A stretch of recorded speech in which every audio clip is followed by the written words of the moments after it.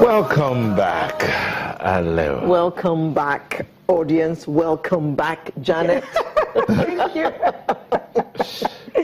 Hope you had a good holiday.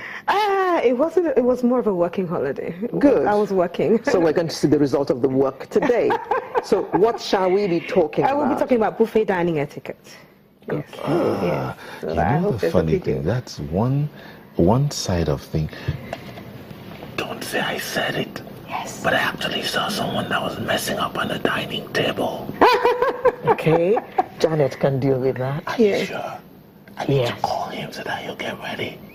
Well, don't let him know that you noticed and that you've made a note of it. Okay. I'm sure he'll be embarrassed, but I'm sure he'll be watching. Okay, but we'll start out with a look at this video.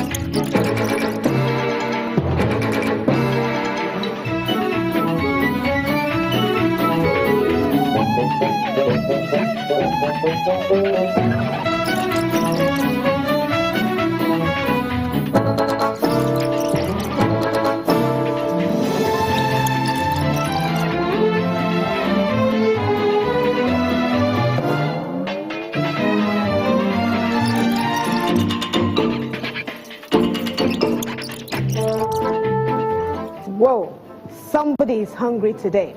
Today we're dining with decorum, all about buffet etiquette. When you walk into a restaurant and they're serving buffet and you go and take 8 or 9 pieces of bread from the bread basket, fill up your stomach like that, where's the room for the rest of the food? That's a no-no when it comes to buffet etiquette. What about the young gentleman who decides that he wants to have soup and he takes the wrong soup plate? The wrong plate entirely. When you get to the soup area, there's always a soup bowl for you to take your soup. And of course, it's usually a dipped bowl. But look how he takes bread with his soup. He's dunking. This is also a no-no when it comes to buffet etiquette. It gets more interesting. Oh, God. The first guy was starving. Yeah. Well, you find that, seriously speaking, the interesting thing about buffet dining is that now it's used universally. Corporate organizations, social events, for both breakfast, lunch, and even dinner as well. Of course, we know dinner. And you find some people going for a breakfast meeting, and they start their breakfast dining just like that. They fill their stomachs up with so much bread from the bread basket, and there's still room for the continental, which is the egg, the sausage, and of course the bread. And then they still go for the traditional, the yam, the beans, the sauce, and they want to eat all that. What's going to happen when you go to work around 10 o'clock? You're literally going to fall off to sleep. You just want to be filled. They keep saying have a heavy breakfast, so he's preparing for one. Yeah, but you see, this is the whole idea. Buffet it's really economical. It's laid out really to whet your appetite because it's a whole range of food, and it's basically catering for all diets, vegetarians alike, and non-vegetarians, of course. It's set out for you to at least pick your choice. Eat as much as you, I would say, can, not like. So why are you not happy that he filled his plate? It's good. And of course, we all know that having a buffet is probably a lot cheaper than, a la carte, taking your menu from the card.